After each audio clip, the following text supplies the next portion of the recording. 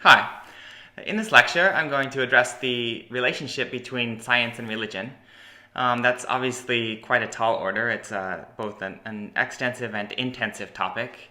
And so, what I hope to do, though, as always, is approach it from a certain side and do the best that I can to present it in a way that can serve as an invitation for further thought and further insights. And so, without further ado, I will get right to it. First, what I will do is kind of outline the path that I hope to follow, or sort of the structure of this lecture itself, and then dive in. Basically, I will try to address this question, the relationship between science and religion, from three different perspectives, three different sides. The first side will basically just be a kind of articulating a certain conceptual bifurcation that can help us get closer to the nature and essence of both of those terms, science and religion. And so the first element of this lecture will be again trying to clarify and articulate this conceptual distinction or dichotomy. Then the second and third parts to explain kind of the basis for my division in this way, or the structuring of the lecture. I will just quote a famous sort of dictum by I believe the first person to express this was a biologist called Ernst Haeckel in the I believe 19th century. He's famous for this phrase: "Ontogeny recapitulates phylogeny." And he's basically indicating this principle, kind of embryological principle, in which the kind of embryological and also developmental principle, in which a single organism, in its own growth, it actually kind of recapitulates that same development of the species through the hypothetical, biological tree of life, the descent of that species.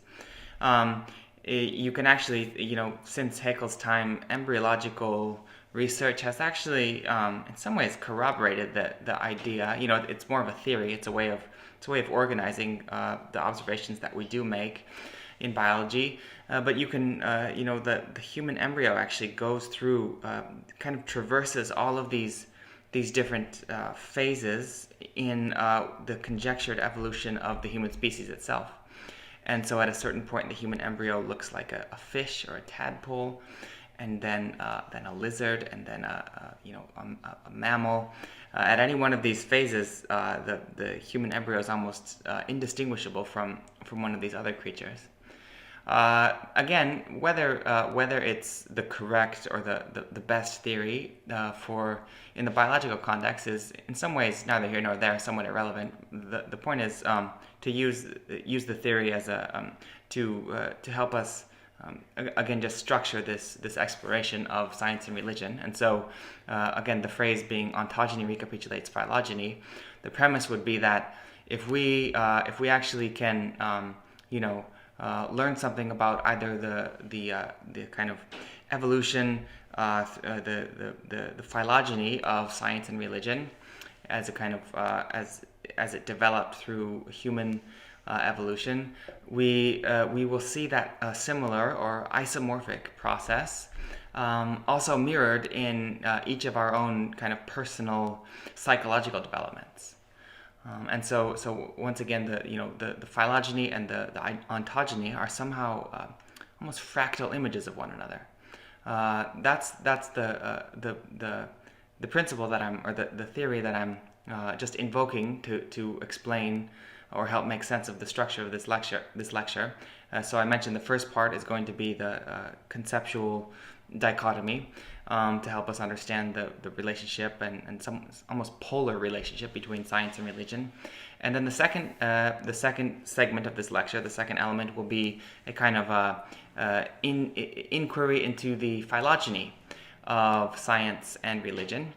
And then the final segment will be an inquiry into the ontogeny of science and religion, in our own kind of personal experience, in our own lifetimes, our own biographies. So the phylogeny can be seen as the development of science and religion, in humanity, and the ontogeny can be seen as the development of science and religion in the human, in the biography of each of us. And as I just indicated at the beginning of this lecture, and it's kind of self-evident, this topic is obviously quite a vast topic, and so it might be the case that at some point it's sufficient for one lecture, and then I can just pick up on this theme and try to unfold it further next week. So now it's without any further delay, I've kind of outlined the basic structure of this lecture, so I'm going to dive into the first part, the first segment, and so kind of just in a somewhat I don't know if it's elementary exactly, but it's pretty basic. One way to start to think about the relationship between science and religion is to actually invoke this phrase. It was kind of David Hume is a famous philosopher. He didn't use this phrase exactly, but he kind of he popularized or helped to articulate this kind of dichotomy that we have, and so he's lent his name actually to what's called Hume's fork. So David Hume has lent his name to Hume's fork, and Hume's fork is basically just the idea of a bifurcation between. There's a couple words to point to this bifurcation. The point is to try to grasp what these words are indicating, rather than fixate on the words themselves. The words mean something, and the point is these different words, they're pointing to a certain polarity of meaning. Sometimes Hume's fork is described as the is-ought dichotomy. Sometimes it's described as the fact-value or the fact-meaning dichotomy. I'll try to just briefly explain what it's pointing to. Is and ought. The idea is so there are certain facts, and so here's the fact value. There are certain facts about the world that you can basically learn through observation and research, but that's not the same thing. So basically, learning facts about the world is not the same thing as learning, I guess, values or ought, how the world ought to be. And so, in other words, you can learn all of every kind of physical parameter of a situation, but still not know, for example, how to act in that situation. Sometimes this distinction is indicated under the rubric also of, you could think of it as quantity and quality. You could think of it as knowledge and ethics is a good way to think of it. Science and ethics, knowledge and morality. You can have all of the scientific knowledge in the world and still not know how to live in that world. And so one of them, the is side, the fact side, it's describing the world, what kind of place the world is, ostensibly, and the value side, the ought side, the quality side is describing how we ought to live in that world. So one is describing how the world is, the second is describing how we ought to live in that world. Obviously, there is a sort of tension between these two things, and it's kind of in some ways it's a natural distinction that you would make, but in other ways it's quite problematic, and again a source of kind of implicit struggle or tension. The reason being, obviously, because although that in your mind, conceptually, it's possible to distinguish these two things, the is and the ought, in real life it's much more difficult. And you might imagine, this is maybe perhaps a crude metaphor, but I hope it's helpful. Imagine the way that if you have, sodium and chloride, for instance. You have sodium chloride, and that's a table salt. People are familiar. And so imagine table salt, by analogy, is kind of life, or the world. And the sodium is represents the knowledge side, the fact side. And the chloride represents the value side, or the ought side, the morality side, the religion side. One thing that will be clear about that I hope this analogy is, the point of this analogy is to give a sort of pictorial image to the fact that here you have table salt, and you recognize that table salt is kind of like constituted of these two elements. But you also recognize that if you succeeded in separating these two elements into sodium on one side and chloride on the other side, you would not be left with table salt anymore. In other words, you can't really do this, divide knowledge and science from morality and ought and value. You can't really do that and still maintain, the coherence of life and of the world. That's again the source of kind of tension and struggle that we see between present. In some ways, you can think of science and religion as the kind of institutionalized expressions of the is-ought or fact-value, fact-meaning dichotomy. That once again, it's possible to make, and Hume is famous for doing this, to make this distinction conceptually, but it's not clear that it's possible to make this distinction existentially, so in actual life. And we can see that it results in a kind of latent conflict. People just when confronted with the terms science and religion, they think of them as somewhat antithetical. Different people have different approaches to this kind of somewhat this it's not a paradox exactly, but it's a contest in some ways. Sometimes it's seen as a contest.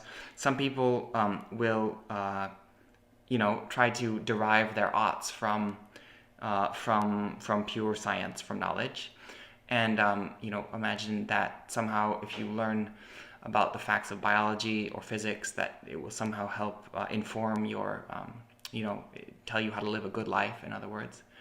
Other people try to, from the other side, you can try to derive your ises from the side of value and religion, and you can see people trying to appeal to sacred scriptures to try to again form a picture and concept of what kind of place the world is. So they start with they start from the side of how to live in the world, how to act in the world, how ought we to live in the world, and from there they try to derive what kind of place the world is. So there's sort of two starting points. Ultimately, they both indicate this could be seen as a striving for completion, for wholeness. Because once again, as I suggested, each of these things, they actually, in some ways, they originated together, and that will be the subject of the next segment of this lecture, the phylogeny. They started as a unity, and it seems as though in some ways they belong together. It's hard, actually, like I suggested, you can make this distinction between knowledge and meaning, or knowledge and value. You can make the distinction rationally in your mind, but it's not clear that you can really. It's not clear that it's feasible, really, to make it existentially. In other words, to actually be able to live and keep this distinction, keep these two things separated, sustain this distinction in actual life. So I hope that's at least starts to. I hope that gives us a kind of overview, or maybe an entry point into this inquiry of the relationship between science and religion. I suggested just briefly that in some way the is and the ought, the fact and the value, the fact and the meaning. Once again, the fact would just be the basic is, anything that you could measure or see with your physical senses. The value or the meaning is something that you can't measure. It's not quantitative. It's qualitative.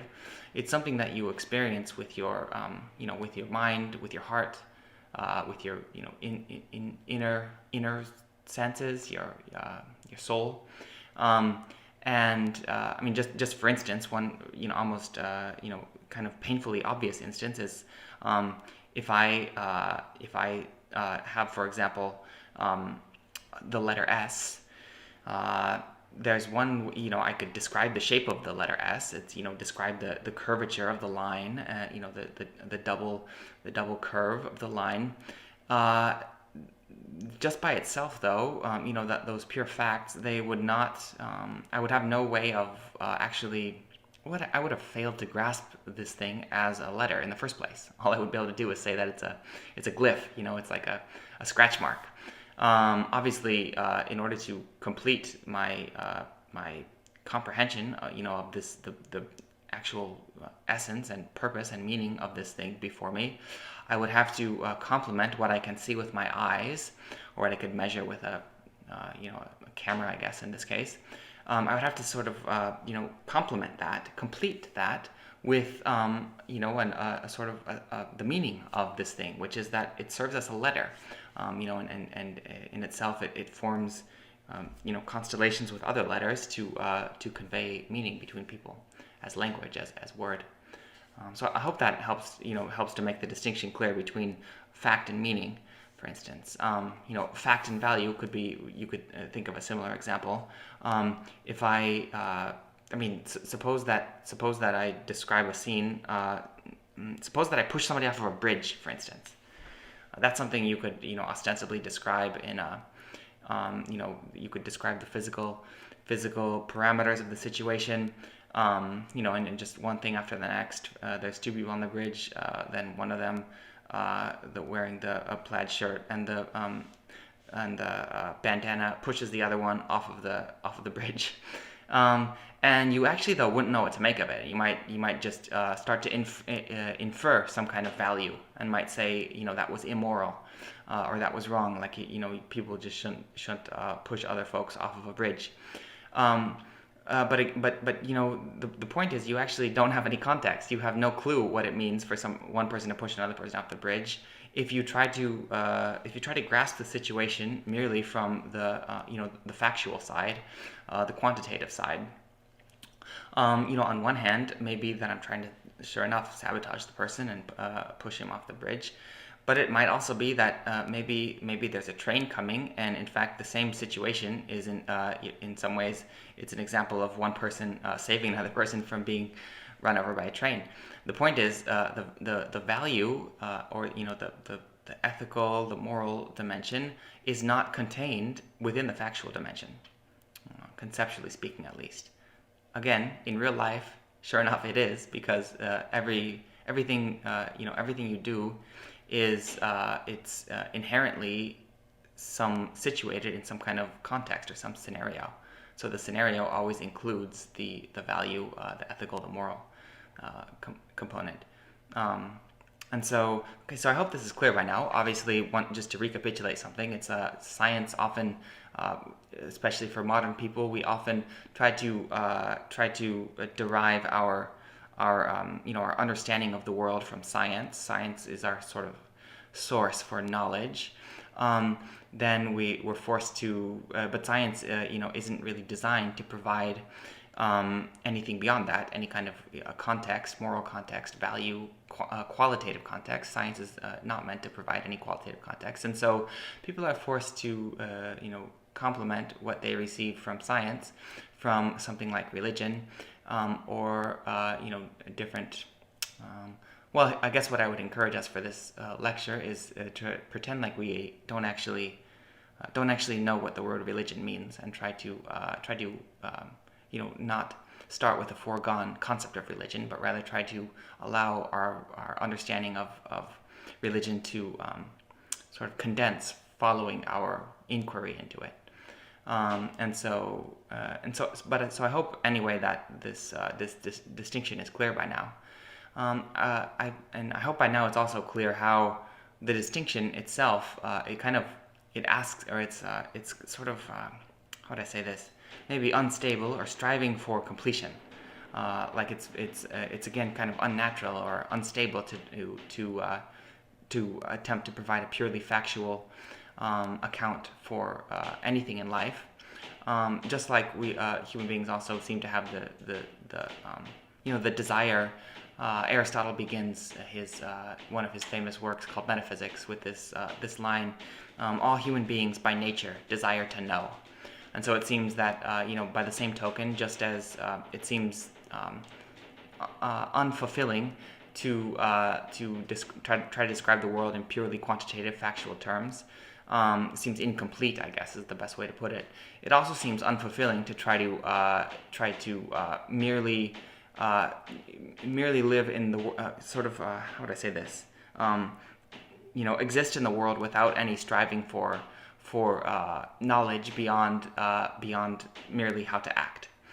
And so both of these things, it's as though they're natural inclinations to sort of extend into these into both knowledge on one side and value and quality on the other side.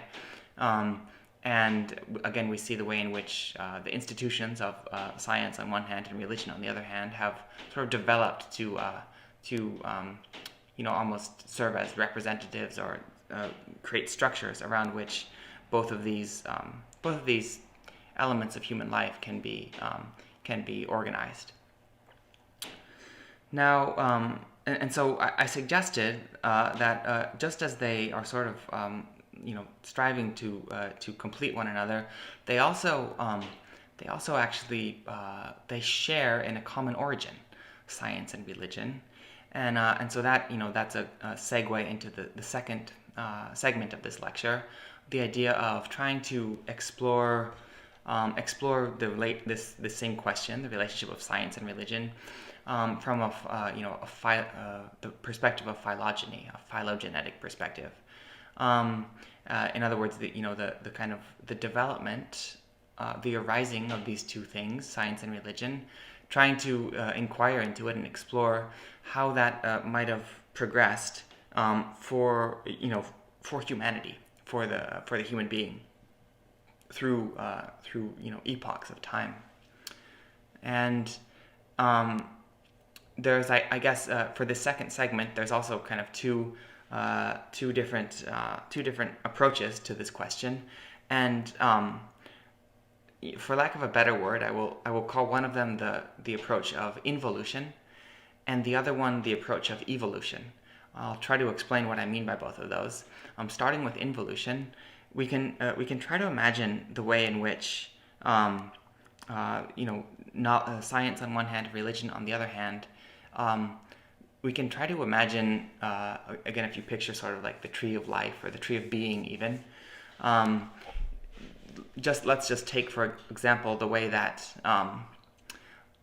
a stone, for instance, a pebble, it's really, it's not only is it incorrect or impossible to answer, it's almost nonsense to consider, how a stone would approach this question of science and religion.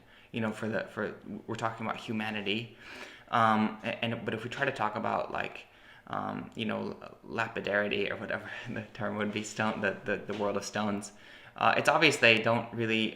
It doesn't make sense to talk about knowledge or to talk about religion or to talk about is versus ought. Everything just seems to be the case for a stone. That's the wrong way to put it. It's as though the stone is not internalizing experience in the way that people are. The stone, it's subsisting in the kind of common universe, in other words, without conceptualizing itself as even as a member of the common universe. The stone doesn't have any experience one way or the other. And so then the question is, how do we get from the stone on the one hand to the human being on the other hand? And there's we can imagine almost a spectrum that you traverse to get from something, a mineral object, to a human being. And you might imagine that first there's kind of a gradient from a lifeless inert object to an alert, animate, rational human being. We might first imagine that something happens with mineral element, and we can just think of like the elements of the periodic table, and we're swimming in this sea of atmosphere and universe and sea and ocean of elements. There's elements everywhere, elements and more elements. The stone, it's it's kind of aggregation of those elements, calcium and carbon and so on, phosphorus. Something happens though, and if you imagine to the transition between an inert mineral object to an organism, there's a clear qualitative transformation between something that's inert and something that's organic. It's clear that it's a plant is making use of basically it's drawing from the same sea of elements that it's all the matter in the universe, but the plant is doing something. It's relating to those elements in a totally different way. Those atoms. The rock doesn't really it doesn't have an internal structure in time. The organism, that's almost precisely what we mean.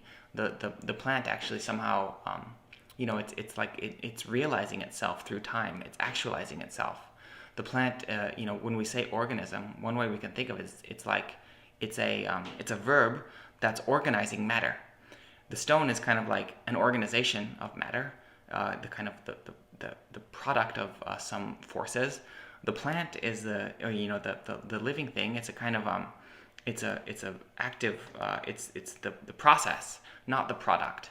It's the process of organizing and vivifying basically this inert matter. And so not only do you have elements, but you have something else, which is again it's like the ability to express a pattern through those elements. And so the elements almost become almost like a text that expresses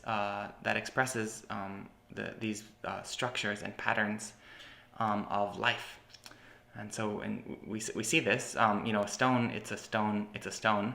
A plant, a flower, a crocus, for instance. If you see the crocus in April right now. In other years, we might expect the crocuses to be coming up, but we've had a late spring this year, and so it's 5 degrees and snowing. There's no crocuses to be seen, but the crocuses, they're somehow they're there. They're just biding their time until the weather changes. My point with this is if you want to understand a crocus, you can't just take a snapshot of it at one single season.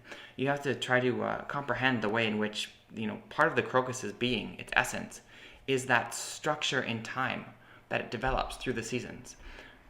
Something inert, some mineral object, the stone, for instance, the pebble, does not have the same structure in time. It has not internalized that organic activity. Again, this organic activity is the way, it's the power that forms and transforms matter, elements through time. Again, it kind of stamps this pattern into matter, expresses its forces through the matter. The stone does not do that really. The stone is just partaking of basic laws of physics. The plant is certainly conforming to the laws of physics, but doing something else. Doing something beyond that.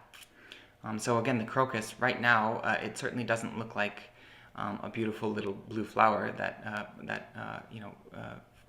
white or blue flower, whatever color is the crocus, purple. Crocus, there are different color of crocuses. But as everyone, as I hope that everyone can picture by now, the crocus, it's continually changing its form. In fact, it changes to remain itself. The rock, if it changes, it ceases to be itself. If the rock gets, for example, disintegrated, it's not a rock anymore, it's just dust. The crocus, it can't just stay the same thing. Part of its being is change. It has to transform in order to remain itself. It changes to remain itself. Okay, and so that's some kind of, so you've taken elements. In the first case, it's a rock. But in the second case, you've kind of internalized something. You can imagine the way in which we think of like the laws of nature, forces of physics. They have a certain organization and everything hangs together in the universe in some way. It's as though the plant has become almost like a microcosm of that and sort of internalized these forces and not almost personalize them in some way. And so now let's just undergo briefly a similar exercise to try to transition from the plant, the organic being, to the organism, to the I guess sentient is a good word for this. The sentient being, an analogous internalization or involution has to transpire. From the plant to become an animal, the plant has to somehow, in the same way the mineral matter, the elements, internalize the principle of life. It's as though the principle of life has to internalize the principle of, could think of this as sensation, and it's part and parcel with locomotion, with movement. When we think about our senses, the way the senses work, it's one of those kind of miracles in plain sight. In some way, we are internalizing, taking whatever is the universe and taking it into ourselves, internalizing it. The senses are kind of inwardization of whatever is outside, and it's really astonishing to try to conceptualize it. We don't notice because in the same way we don't notice our own. We can't see our own eyes. We can't sense our own sensation. But it's it's as though you're every sentient being is again kind of internalizing the world, creating again a sort of microcosm of the macrocosm. But in this case, it's not a microcosm of forces. It's that too, the life principle, but it's something on top of that. It's a kind of microcosm of consciousness or experience. So sensation. So here we've arrived at the animal again, kind of building on elements that build on life, that build on sensation. We encounter another, a further intensification of something, which is it might be described as the principle of reason, or logos is probably the best word for it. It's the ability to, and it's perhaps hard to describe for the same reason that it's hard to, like I suggested, it's we don't sense our own sensations. It's very hard for me. It's very hard for anybody, I think. Maybe somebody who's exceptionally gifted, but certainly for me, it's hard to describe meaning in speech, because speech is meaning. But whatever gives us the ability to formulate speech, meaningful speech in concepts, this is something that has sort of has been internalized in it's a process of involution, inwardization, internalization. Human beings are somehow able to grasp not only internalized forces in our physiology, and internalized sensation in our nervous systems, but something else. We're able to internalize principles, and again, it's as though the animal in some way mirrors the world internally in its sensation. The human being is able to somehow mirror the world internally in the sensation on one side, but something else too. The human being is able to mirror the universe in meanings, principles, ideas. The fact that we can conceptualize, quote, the world. That's amazing. That's an amazing accomplishment of this process of involution. The stone does not conceptualize the world. The plant certainly the world, as a cosmos. The rock is obviously, busy just being. The plant doesn't conceptualize the world either. The plant is busy doing, I guess, just photosynthesizing, changing to remain itself. But even you might think, well, an animal conceptualizes, an animal has a world, kind of, but then we're using the term equivocally.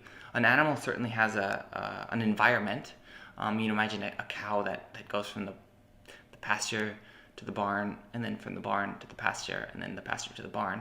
Certainly the cow has some intuitive sense of when to go where, and you can see this amazing kind of diurnal, harmonious rhythm that the animals always express in this perfect way. This kind of perfect concordance with the natural rhythms. But the cow does not. There's no way the cow would try to embark on an exploration between is and ought. For instance, the cow couldn't make the. Animals don't. They don't make the conceptual distinctions. The ability to make conceptual distinctions that are not existential ones in the first place. That's an expression of this. What I'm trying to describe as the kind of internalization of reason, of logos, of speech, of principles, of order, of ideas, of thinking. It's an internalization of thinking. And so, again, human beings are able to mirror principles, laws of the universe in our own minds, in our own, intelligence. It's an internalization of intelligence is another way to think of it. Okay. And so what I hope to I guess, in conclusion, what I hope to illustrate by this, this picture, this phylogenetic picture, the involutionary phylogenetic picture, is to show how it's only the end of the process. The human being that's internalized everything the plant has, the forces, that's internalized everything the animal has, the sensations, and the locomotion. Those two things they seem like separate things, but they're almost the same thing. An animal, you can see that the animal and the sensation. The sensations of an animal and the locomotion of the animal are tightly coupled, if not identical. Every animal is always, perfectly reacting just on an instinctual level to all the sensory stimuli that encounter it. Okay, and then the human being has, on top of the internalization of these sensation, the human being has internalized, inwardized, internalized. Whatever is this capacity for logos, for reason, for the internalization of concepts and the ability to conceive things. What I hope to, I guess, just illustrate by this is that the ability to make this conceptual distinction between, again, fact and value, between is and ought, between is and ought, fact and value, Hume's fork, basically. That's the result of a process and not the beginning of it. It's the result of a process, and the implication of that, again, if you picture, wherever we stand today as the outcome of everything that's led up to this, it will be very clear that if you if in your imagination you can journey back and back and back in history, and at some point you will arrive at a situation in which sort of prototypical human beings were present, which were not, however, yet able to make this is-ought distinction, because they were closer to the condition that we recognize now in the animals. And the point of that is to show how the science-religion dichotomy, it's a late arrival on the scene of humanity, and you don't have to go back that far before you immediately recognize, almost the trajectory. There's an evolution, and it has an order to it. It's the kind of differentiation of things that were erstwhile, integral or comprehensive. And if we just go back, to any kind of traditional culture, really, and there are still many traditional cultures on the face of the earth, they don't have separate words for science and religion. And again, we can take having a word for something as an indication that it's distinguishable within experience. And it's very clear just reading any kind of ancient texts from whatever culture. Whether it's the ancient European cultures or ancient Greece, the Hebrew Bible, for instance. None of these texts is making the kind of distinction that we're so familiar with today as Hume's fork. It just lends credence and evidence to the notion that yes, indeed, the fact value science religion distinction is it's the result of a process of the result of a phylogenetic process. Okay, and so I hope that so that was again I suggested that I would try try to explore this phylogenetic segment of the lecture, the second part, first from the involutionary perspective, and next from the evolutionary perspective. And basically, the involutionary perspective, I chose that word just because of the kind of the picture that the word lends of kind of drawing inward. The evolutionary perspective, I chose that word for the picture, the kind of reciprocal picture that the word invokes, which is kind of casting outward. Both of these processes, in other usages of the term evolution, both of these perspectives in the second segment might be considered evolutionary perspectives, just in the sense that they're both describing an ordered change through time. Change through time that's not just random; it has a specific direction. But so the first one I described as a kind of internalization or personalization, appropriation of macrocosmic elements into the microcosm. What I'm calling the evolutionary perspective, I'm going to describe the way in which, almost like the inverse image of this, the way in which we can see, and I've already alluded to this way of looking, this theory, the idea that science and religion, if you go back in time, before they were not two separate things, they've since become separate things. Just before I proceed with this second segment of this lecture, I just want to invoke a prior lecture on the theme of technology. In that lecture, I offered the picture of technology actually as an image of this kind of casting off of capacities and competencies and faculties that the human being possesses inwardly. The primary example from that lecture was the technology of writing, the ability to write something that's a kind of an exteriorization. Again, that kind of inverse reciprocal image of the interiorization that I described before. That technology is an exteriorization of the ability of memory on one hand. So this internal capacity is externalized, cast out, and sort of instantiated in a technology. And so I just want to invoke that image from the prior lecture to help as a sort of entry point into understanding the way in which not only is technology an example of this exteriorization, evolution, but also in a similar way we can think of institutions as in a similar way as kind of represent they represent elements of a sort of holistic integral life that have been cast off, specialized. And so maybe the best entry point into this thought is the term specialization. This can go all the way back to ancient, as far back as we can think. And you imagine that people living together would immediately begin to specialize and delegate different tasks. And so, for instance, somebody could be tilling the soil in a field to plant wheat, and the other person could be on a hunt, for instance, on a hunt for deer or wild turkeys or whatever it happened to be. And then they have an agreement, and the one is going to provide bread, and the other is going to provide meat, and it's somehow more efficient than if both of them had to provide both of those things for themselves. That's just kind of a rudimentary example of this basic principle of division of labor, specialization. You might imagine again. So suppose the person that's tilling the soil, this person also needs clothes. Well, you imagine that how convenient, because this person can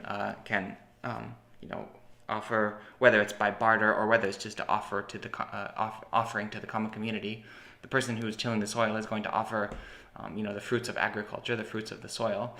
The person who, but in the meantime, this person has to have a shirt on his back. Good thing, because there's a weaver who makes the clothes, and the weaver the farmer benefits because he gets the clothes. The weaver benefits because he or she gets the wheat, and so on. Everyone can. I think it's a pretty basic principle, the idea of specialization.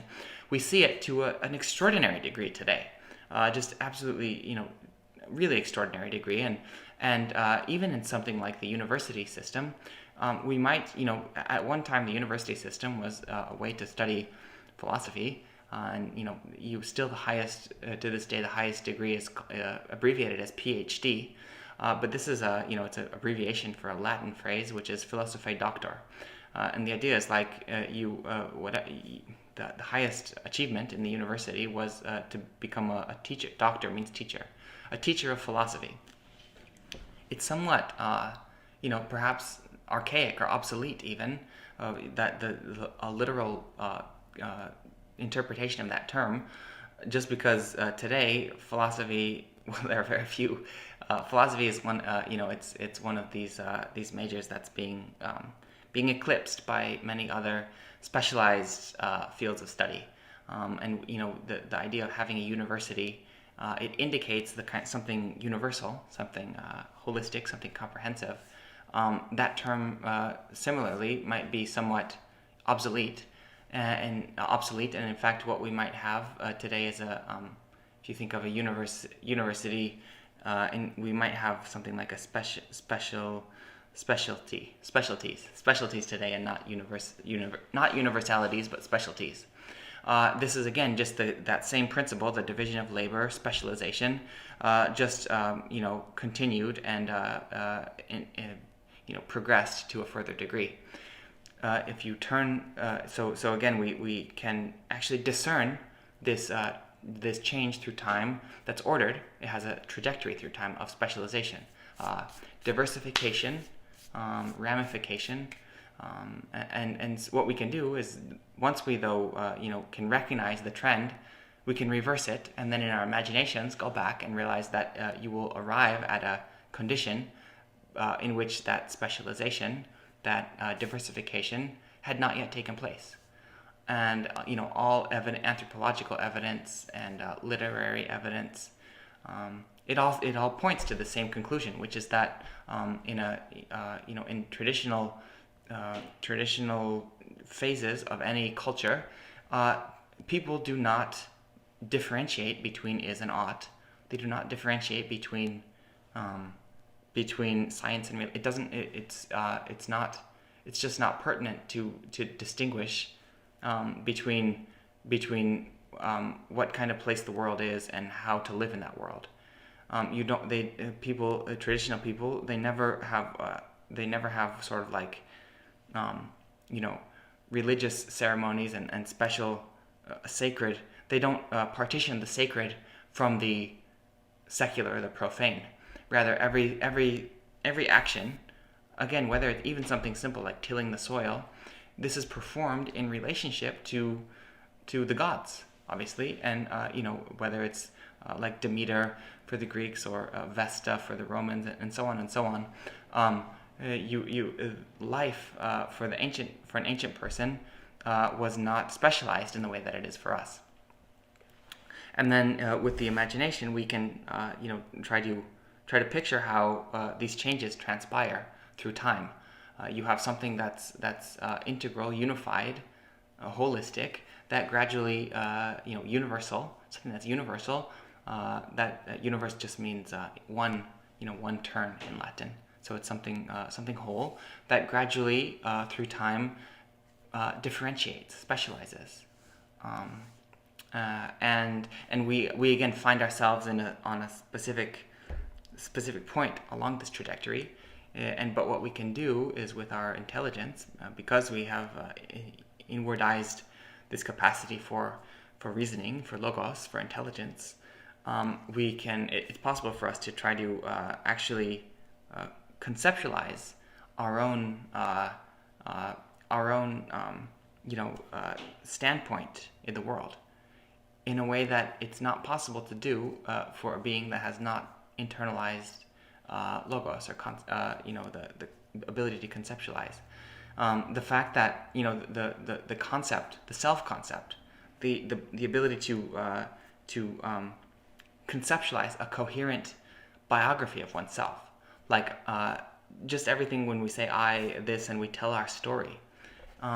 It's almost certain. Well, certainly a rock does not have a biography in that way, and a plant doesn't really either, and an animal doesn't really either. Certainly, the animals have memories, but I think it's just as certain that the animal does not.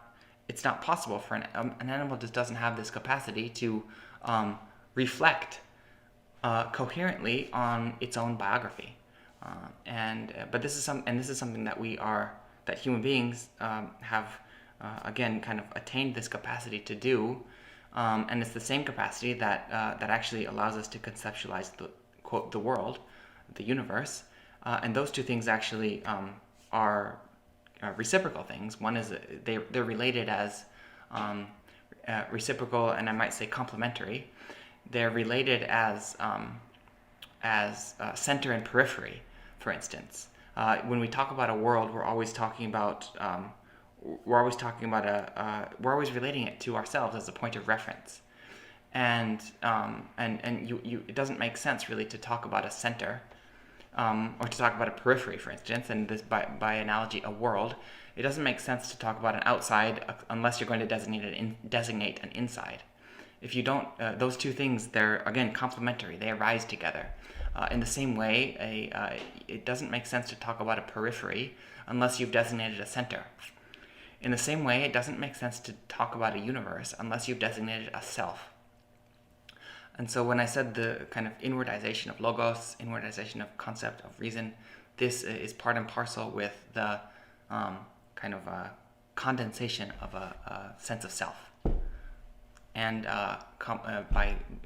in a complementary relationship with self, also this ability to conceptualize the world, the universe.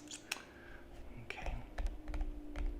So I hope that's I'll just add one more thing. There are different words that we can that can be helpful in a sort of pointing, helping us to illuminate this point from different sides.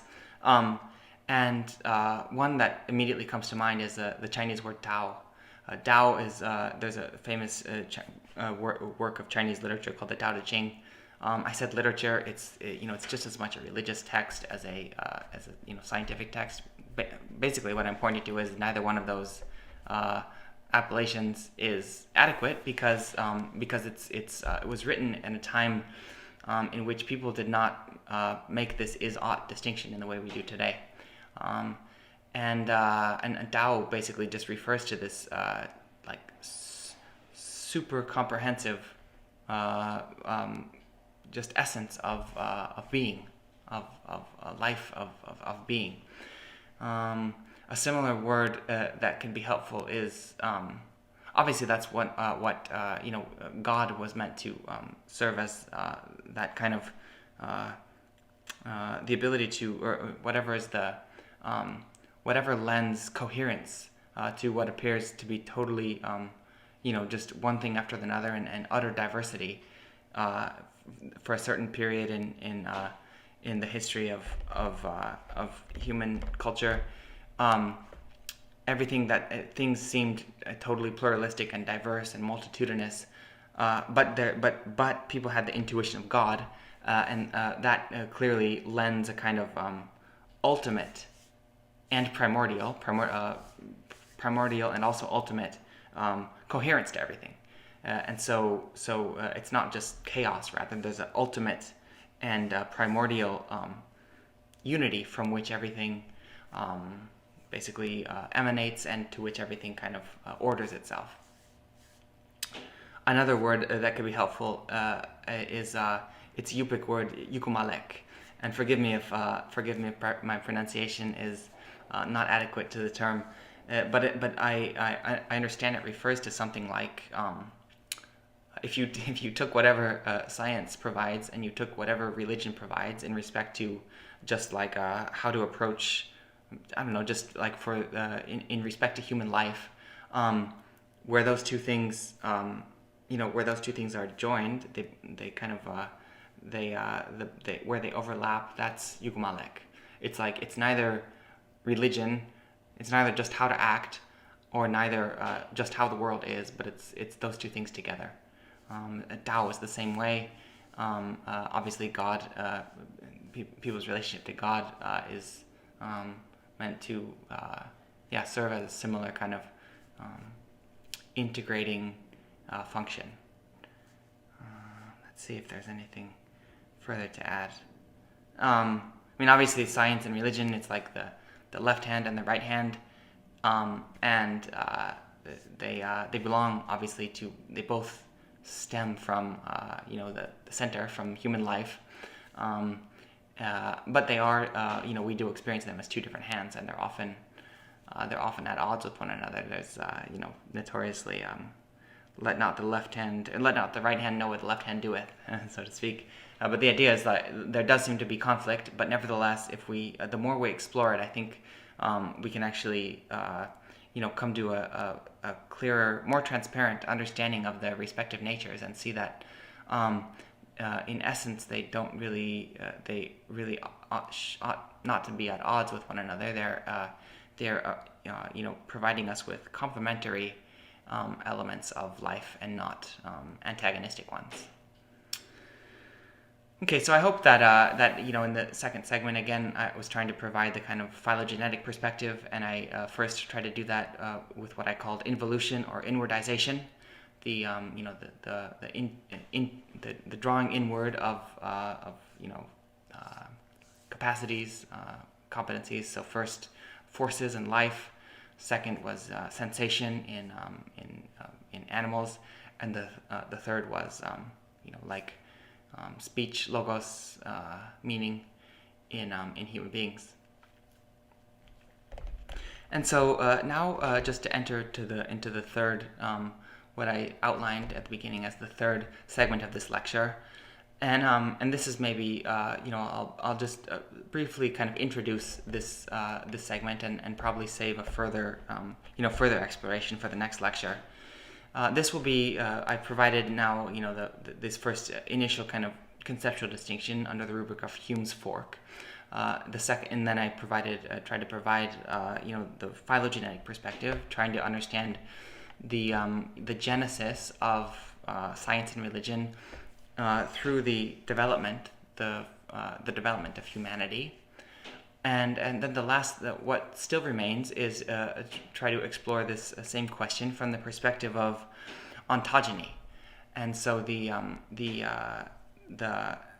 way in which these science and religion, how we can understand their genesis through our own through the human life, through each of our own lifetimes. And there's a number of ways to think about this, but maybe. And I think I might save like I suggested, a further exploration of this for the next lecture. But we can again try to, in the same way that we did with humankind, we tried to almost imaginatively array before ourselves some kind of trajectory or trend that unfolds itself over time. In the same way, we can, within our own memories, try to connect with the experience, our relationship to the world back in time, when we were children, and then very young children.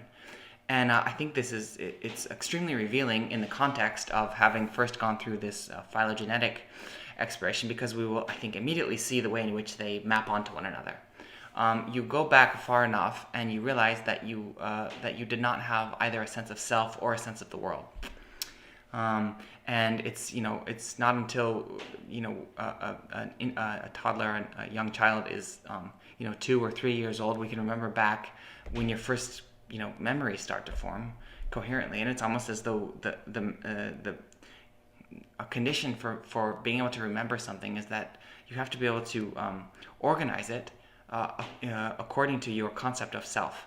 And it seems that if we go far enough, we don't have this ability to organize it with the concept of self, because this concept of self hadn't yet, well, to use the language from the prior segment of this lecture, it hadn't yet condensed, or we hadn't yet inwardized this concept of self.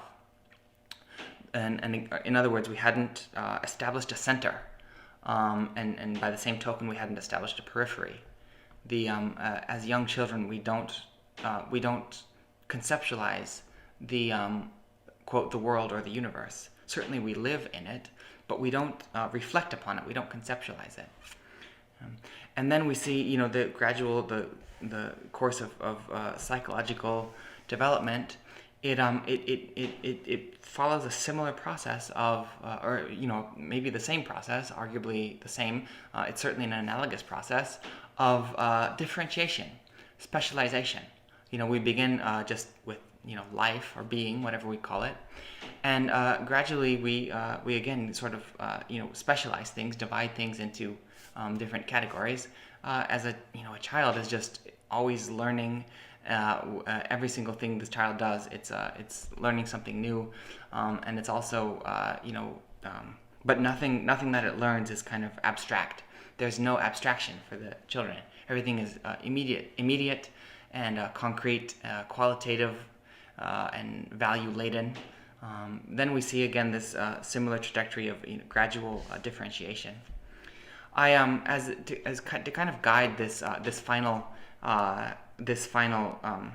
segment of the lecture, I as I was just trying to structure the lecture in my mind before sitting down to record, I came upon a passage from this famous writer, thinker, poet called Helen Keller, and she lived in the early 20th century, 19th century. She was shortly after she was born, she lost her sight and her hearing, so she was blind and deaf, and so she lost her sight and her hearing before she had developed, like I suggested, this sense of the concept of self, the concept of world, and even logos. She had not really, like I suggested before, the kind of internalization or internal awakening of logos. That hadn't happened to her yet, and so she offers this amazing. So only later in life did she achieve this. Did she attain to this inner awakening of logos? And I think this in a number of different places she offers such expressive pictures of this experience of sort of awakening to the ability to grasp being. In principles and in ideas and in concepts and in logos and in reason and in speech, and so I just came across this excerpt from one of her books called "The World I Live In."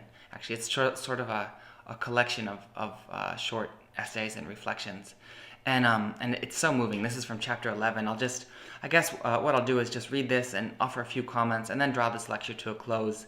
And hope to pick up on it next week. Helen Keller writes in chapter 11. This is just it's so amazing, and what I hope is that it will be clear how Helen Keller's description helps us to. It kind of lends a concrete descriptions of concrete experiences that can sort of flesh out a number of things that I've suggested in earlier segments of this lecture. So, and by the way, this text, it's public domain, and so I'll include the link to it in the description for this lecture. Helen Keller writes, before my teacher came to me, her teacher's name is Miss Sullivan. Before my teacher came to me, I did not know that I am. She writes, I did not know that I am. She says, I lived in a world that was no world. I cannot hope to describe adequately that unconscious yet conscious time of nothingness. I did not know what I knew, ought, or that I lived, or acted, or desired. I did not know any of these things. I had neither will nor intellect. I was carried along by objects and acts, by a certain blind natural impetus. I had a mind which caused me to feel anger, satisfaction, desire.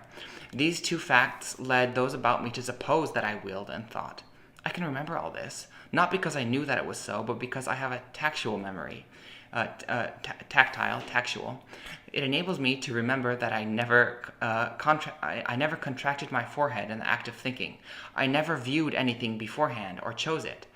I also recall, tactually, the fact that never in a start of the body or a heartbeat did I feel that I loved. Never in a start of the body or a heartbeat did I feel that I loved or cared for anything. My inner life then was a blank, without past, present, or future, without hope or anticipation, without wonder or joy or faith, she says. She then sort of breaks into verse almost. She says, it was not night, it was not day, but vacancy, absorbing space, and fixedness without a place. There were no stars, no earth, no time, no check, no change, no good, no crime. My dormant being, she says, had no idea of God or of immortality, nor fear of death. She continues, when I wanted anything, like ice cream, for instance, of which I was very fond, I had a delicious taste on my tongue, which, by the way, I never have now. Now that she's articulate, she can speak, she has language. In my hand, I felt the turning of the freezer. I made the sign for ice cream, and my mother knew I wanted ice cream. I thought and desired in my fingers, not in my head, my mind. Since I had no power of thought, she continues, I did not compare one mental state with another. So I was not conscious of any change or process going on in my brain when my teacher began to instruct me. I merely felt keen delight in obtaining more easily what I wanted, by means of the finger motions that my teacher taught me. I thought only of objects, and only objects that I wanted. It was the turning of the freezer on a larger scale. The turning of the freezer is I'm inferring that it has to do with making ice cream. You turn around the cream and the sugar and so on, and ice, obviously. I thought only of objects and only objects I wanted. It was the turning of the freezer on a larger scale. When I learned the meaning of I and me and found that I was something, that's when I began to think. So these concepts, the I is a kind of assemblage point for all thought and concepts. And again, the universe or the world is the relative periphery to that central point of the concept of I, self, me. When I learned the meaning of I and me and found that I was something, then I began to think. Then consciousness first existed for me. As my experiences broadened and deepened, the indeterminate poetic feeling of childhood began to fix themselves in definite thoughts. Nature, the world I could touch, was folded and filled with myself. I am inclined to believe those philosophers who declare that we know nothing but our own feelings and ideas. With a little ingenious reasoning, one may see in the material world simply a mirror, an image of permanent mental sensations. Now, this might lead one to conclude that we sort of only experience a sort of dream of our own, projections of our own emotions. But that can't be the whole story, because we also have to account for how, again, what I suggested in the phylogenetic perspective, which is how those emotions, like delight or sorrow or love or pain, how those actually came to us from, outside. So, for lack of a better word, how those were organized around a center. Relative to not having a center in the beginning. And so both of these two things, in order to complement what Helen Keller is suggesting here, we have to see the other side of it too. You might think of it that, philosophers have suggested that, we only see light light is rather a function of the human eye. It's like we only see light because we have eyes. And that's certainly part of the truth. But the other part of the truth is that we wouldn't have developed eyes if there were no light in the world, right? It's like they both come together, right? Or they both, it's like it's the same process but seen in a kind of reciprocal aspect, so to speak. The way up is the way down, to quote Heraclitus, who incidentally was the first philosopher that recorded philosopher to use the word logos in this context of the ability to grasp the universe in principles.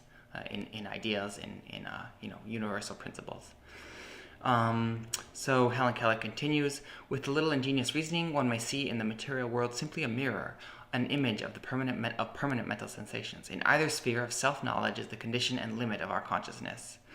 That is why perhaps many people know so little about what is beyond their short range of experience. They look within themselves and find nothing. Therefore, they conclude that there is nothing outside themselves either. However that may be, I came later to look for an image of my emotions and sensations in others. I had to learn from the outward signs of inward feelings, the start of fear that suppressed, controlled tensity of pain. The beat of happy muscles in others had to be perceived and compared with my own experiences before I could trace them back to the intangible soul of another. Just think about the way in which we recognize, for example, contraction of facial muscles. Like if I smile, the smile we have to recognize in these outward signs, the way in which the outward sign it's meant to convey an inner meaning. By outward, I just mean what's perceptible to the senses, to the eyes. By inward, I just mean to indicate what is apprehensible to our intelligence, to our understanding, to the heart, so to speak. And again, this is the way in which the logos synthesizes those two things. Speech is the perfect, it's the perfect way to the perfect archetype of cognition and perception in that way. We hear noise, but we understand meaning in speech, and so there's an internal element and an external element, and we join those together actually in our cognition. Helen Keller just continues. She says, groping, uncertain, I at last found my identity, and after seeing my thoughts and feelings repeated in others, I gradually constructed my world of men, of women, of God. As I read and study, I find that this is what the rest of the race has done. Again, it's amazing what she says. What she offers us. She offers us, this description of something that we all live through, but it's as though we're too young to articulate it in the way that Helen Keller is able to do, because she lived through it at a later time in her life. She says, man looks within himself and in time finds the measure and the meaning of the universe. She concludes that short section, chapter 11, this is by Helen Keller. It's chapter 11 of The World I Live In. And so that's probably a good place for me to conclude too. I think that this lecture has already covered so much. I hope that it's that in some way just that there is some sort of the lecture, the concepts in this lecture, though I hope they do express a kind of organization around this central question, which is ultimately self-knowledge or philosophy, but also the approximate question is the relationship between science and religion. And so I hope that what I've put forth today again has served to illuminate this question, at least from a number of aspects, and again can serve as a kind of stimulus for further insights in the future. So I will, on that note, draw this lecture to a close. And before that, though, I will just wish everybody the best and just bid farewell until next time. So.